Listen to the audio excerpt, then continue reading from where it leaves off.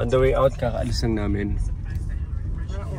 And we are heading somewhere. Feeling ko pwede kang mag-ano dun eh. Doon na tayo sa dulo. Tingnan natin yung neighborhood namin. Freeform na lang. Wala ng wifi. Ito yung neighborhood namin. Ito yung mga best friends namin. Ito yung mga ano. Lumaki ako kasama itong mga to. Ojo, what's up?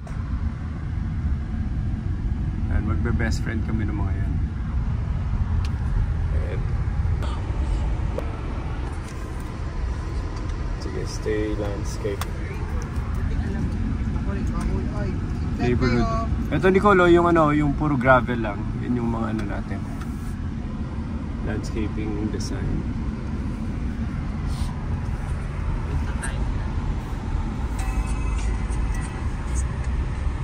Cafe bar ata.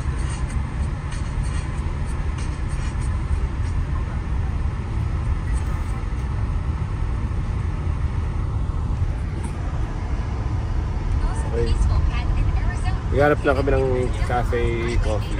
Indian Garden Cafe. Hello. Nicole, magpa-palm reading tayo. Magpa-palm reading tayo tsaka mag-ano.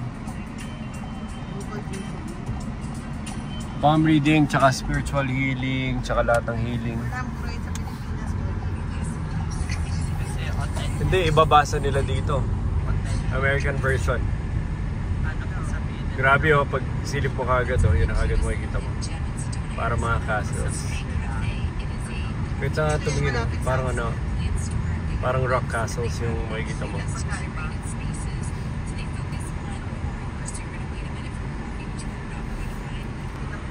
Grabe ang ganda oh, parang castle yung nasa harapan mo.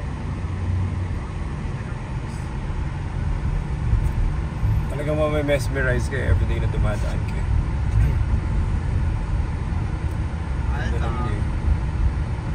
Parang castle yung tsura ng mga... The Lone Ranger. Alam mo yun? Okay, nag-park na kami. Check natin lahat ng gamit bago umalis. Nandito kami sa Javelina. So naghanap kami ng Mexican restaurant. For now, yun naman ang enjoy namin. And kahit saan kapunta dito, talaga nakikita mo yung Red Rock Formation. So ito si Javelina. Javelina! Nasa Sunrise Gardens kami. It's so iba-ibang commercial complex dito. And here we have Javelina Cantina.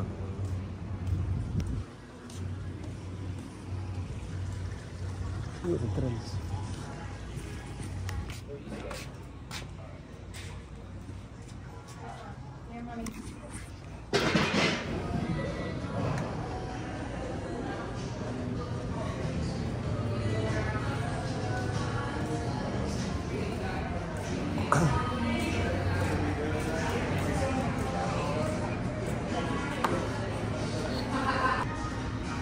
Grabe oh. Ito yung kamay ko ah. Ganyan kalaki yung kakainin ko. Sobrang laki ng plato. Ito palang busog ka na eh. Ano? Ito palang busog ka na. Nabusog na ka doon. Grabe, ang laki. Paano ko ito kakainin? Hindi niya kanin. Ang laki ng mga serving nila.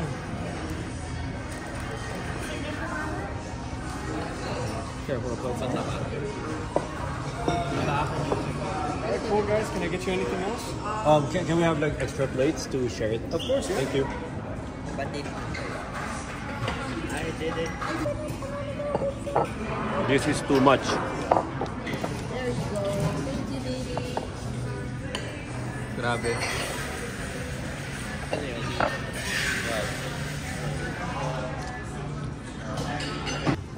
Okay, tapos na kami dito kay Javelina Cantina. Hanapin natin kung nasan sila. Iniwan nila ako.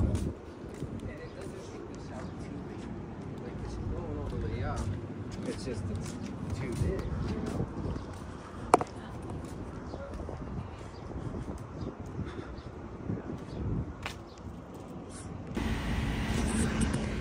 Nakadalawang coffee shop kami dito at weird yung mga coffee shops nila kasi ano siya, dahil may mga, kasi uso dito mga CBD, mga psychedelics, mga ano, kaya yun yung nakuha namin presentation sa dalawang coffee shop na pinuntahan namin. Ito na, Louis, safe na to. Dito magugulot ako pag naka-costume pa rin sila at talagang ano, no choice ka na talaga na kailangan ganun talaga ano. Tingnan mo, baka naka-robe, dark magic, arts of ano, mystical art of the dark magic.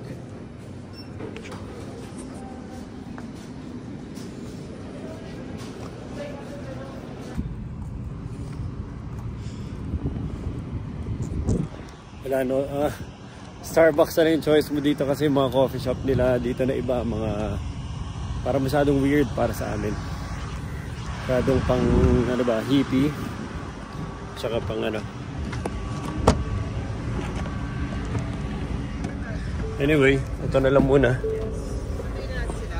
Okay, it's up to you. Kung tingnan mo kung masyado mainit. Okay, pabalik na kami ulit sa chapel. At ito ulit yung, hindi ko alam kung anong pangalan nitong Energy Vortex Mountain ito. Pero nandito yung chapel. At may vortex. Pagkatabi mo yung mountain, may energy vortex yan. So kailangan mo meditate and mag-pray sa tabi ng isang energy vortex. Para maging clear ang mind mo, mag-flow ang chi at creativity in your mind.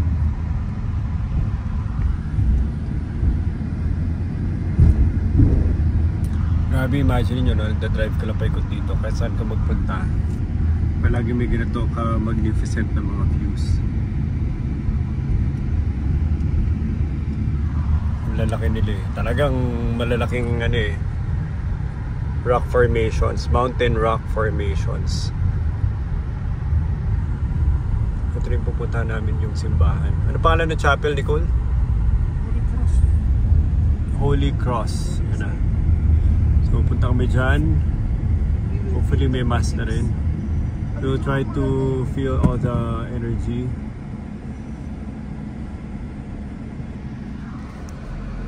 Let's go.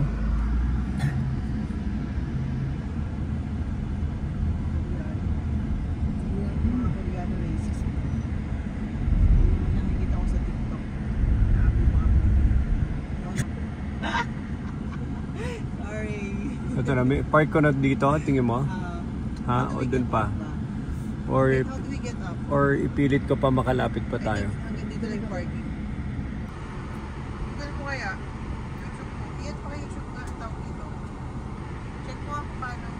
Baka merong dito. Pupunta lang dun, ayun o. Dun ka sa right side. Pwede mo i-stroller si Alba. Okay, we're here at the... Ito na. Pupuntahan na natin yung Holy Cross Chapel. This is a vortex! Akyat na tayo, Papa. Akyat na tayo ng vortex. Basi, hindi dyan. Dito tayo, sobrang init. Sobrang init. Hindi ka makapag-sweater. Alam nyo ba hindi uso dito mga tao nagpapayong. Sana meron akong long sleeves. Ayun na lang, umbrella. Ayun na si Alba. Perfect. Yung umbrella. We're on the move para umakyat dun sa Holy Cross Chapel. Yun yung Holy Cross Chapel. Itong Holy Cross, nandyan siya mismo sa mga Red Rocks. Red Rock Mountains. Tignan nyo to.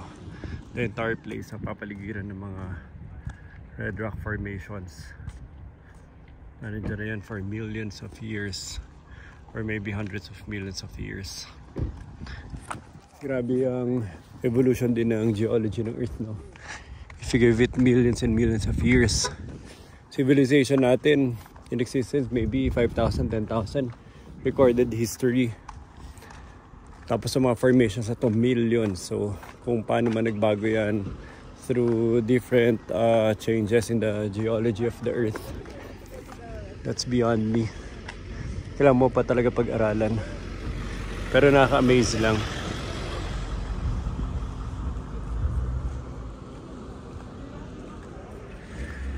Grabe yun. Later, kuha na ko siya ng ano.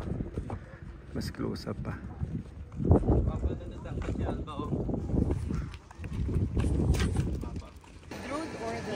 Basi, put your feet in. What are you doing? Put your feet in. Okay, go. Ready? Bye, Alba.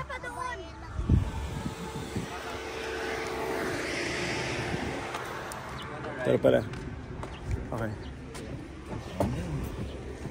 Okay, thank you so much. You're welcome. So where are you folks coming from? We're here for a 3-week vacation. Oh, wow. 3 days here and then we're off to Nevada. Nevada? Yeah. What are you gonna, just Vegas? Yeah, Vegas. No. Stay in Arizona. No, I'm just Arizona's really nice. right. Vegas is gonna be hot. Maybe. They might be the right time of year. Is this like the peak of the heat Yeah, all throughout the beginning. year? Yeah. Beginning? Oh, for here, yeah. Yeah, here. We get like 104, which right now is probably 70, 80. Papa, magkano ba ito? Papa, Hindi ko alam. So you guys ever hear of Art Bell from the Philippines? Sorry? Art Bell, the radio host. Is he famous over there? No, I haven't heard. Maybe I'm the wrong person to Well, ask. he died in 2013. Yeah. Arbel. Yeah. He's like a announcer, radio announcer. Yeah, he was a radio announcer. Really? He lived in Nevada. World famous, or at least in the U.S. Uh-huh. But he'd always go back to the Philippines. Because he has a family there? Yeah, his family there. And so we'd all be bummed because he'd go back. I'm going back where it's nice. But you've been to the Philippines already? I have not, no. Okay. Well, you should like just once in your life. See Oh, it. I will. I got so much on my bucket list. I never seem to get out of Arizona. While we're here, buti na lang may ride. So maglalakad na lang kami going up. So, paakyat, anong nangyari? Sumakay kami sa parang golf cart. So, ang laki na nang na-cut namin dun sa walking time. From there to here. And ito na. So, ito, ano na lang to. Leisure walk na lang to, going to the chapel. At ang daming taong nagpupunta. Tapos di ko, nafe-feel mo na ba yung energy? init. Grabe yung mga rocks eh. Pag tinitignan mo up close eh. Kasi usually, di ba yung mga mountains natin sa Philippines, gradual slope. Di ba Luis, hindi mo naman sila makikita na ganyan sa mataas eh. Because these are rock formations. All of a sudden, isang steep siya sa tabi mo. Now you don't get to feel this kind of steep geology beside you sa mga ordinary mountains kasi di ba gradual gradient uphill na yung terrain. Okay, so we're close to the chapel. Ito rin yung view. Ganda oh. Pwede na tayo manood ng ano dito, sunset Nicole eh. May mansion dun.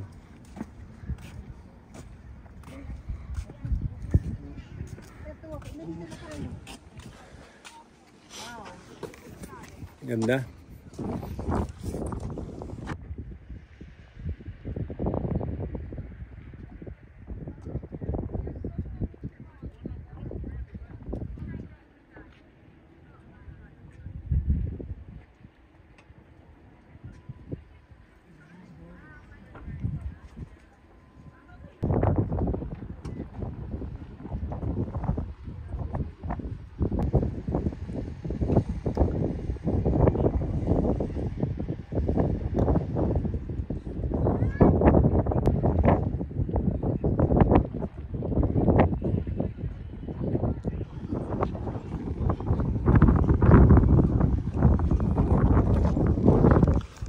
Mo, lahat yan katabi namin. Nandito lang.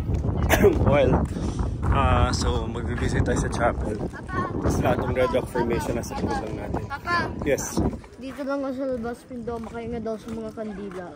Tara! Let's check it out. Sorry.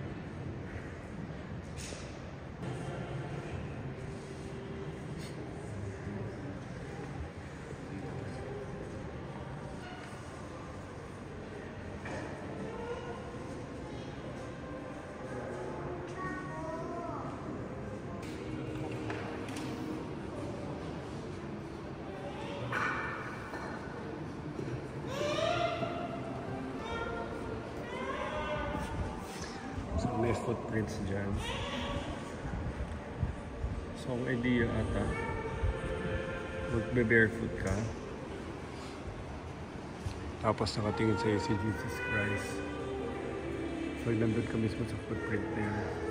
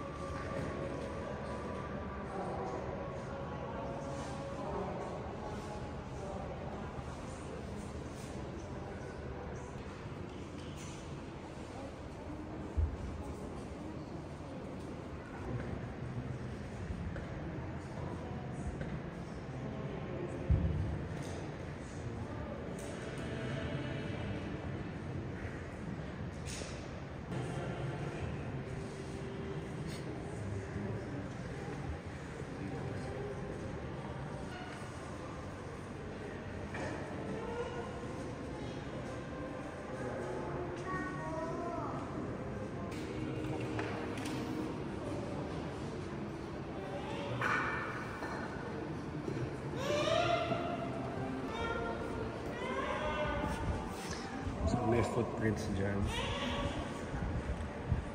So ang idea ata, magbe-barefoot ka. Tapos nakatingin sa'yo si Jesus Christ. So nandun ka mismo sa footprint na yun.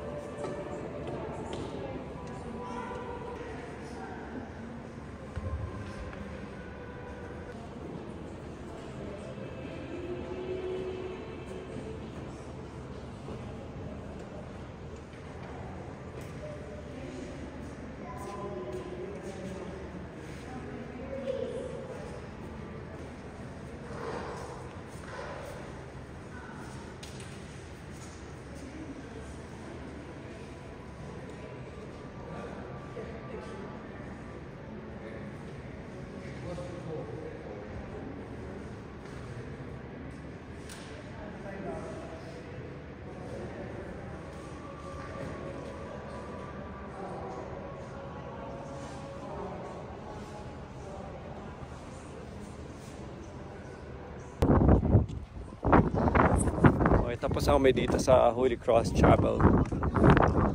And again, enjoying the majestic view of the Red Rock Formation. Walang katapusan na sinasabing Red Rock Formation.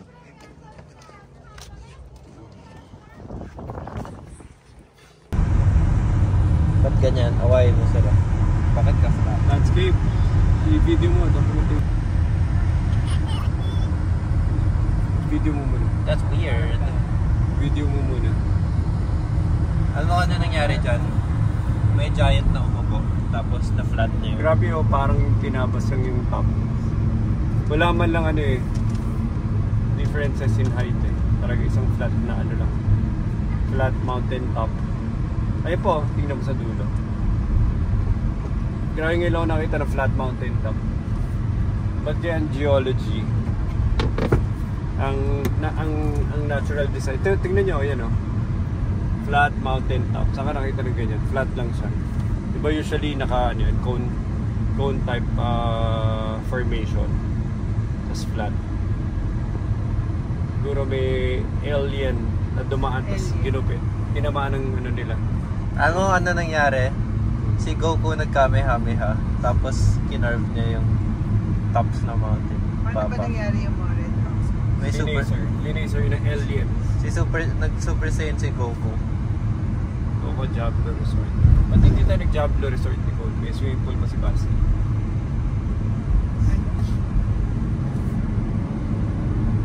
Okay na. Go. Tingnan nyo. Zoom mo ah. White and red. May isa pa. Clear po ulit. Ayan ulit. Let's go. Let's go. Well, let's try Sige, let's go.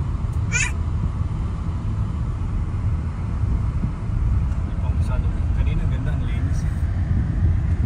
Meron. Na-video ko kanina. Ayan. Ayan ang pag para ano rin siya, Yosemite feels. Mas majestic dito. Yosemite parang isa lang eh. Nakapunta ka ng Yosemite? Sabi nila Tito Pao, nagano. Pero Ano nakita niyo? yung mga anak mo ni Cola pwede mag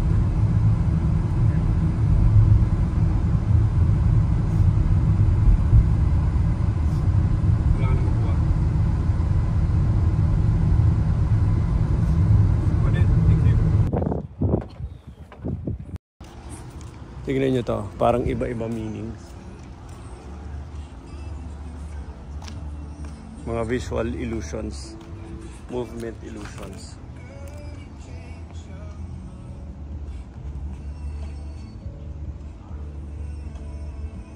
Wind powered to mga to.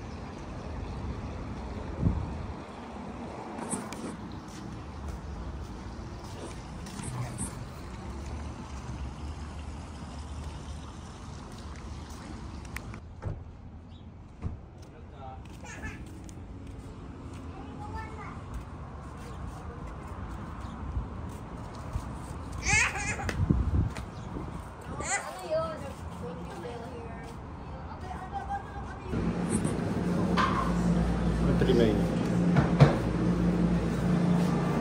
Doon mo na kayo sa labas. Sa likod sa labas. Pwede ba i-mix mo itong ano? Chocolate tsaka ano? Dark chocolate tsaka butter pecan. Cool. Dark chocolate, butter pecan tsaka strawberry. M&M. 1 scoop of the salted caramel. Luis, can you mix butter pecan? Can you mix butter pecan, chocolate truffle, tsaka strawberry? The 1 scoop of the salted caramel. The single scoop of caramel.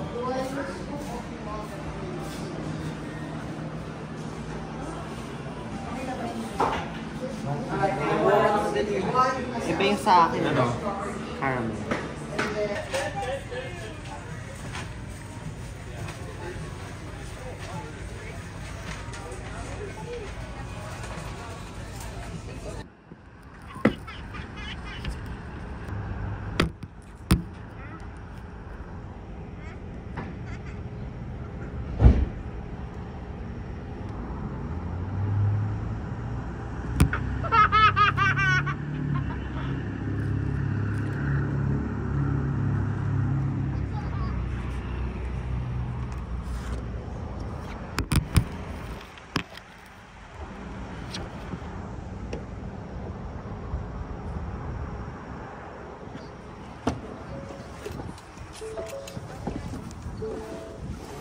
Kain muna tayo. Kasi mataas pa. Mag-socialize ka. Picture na kita.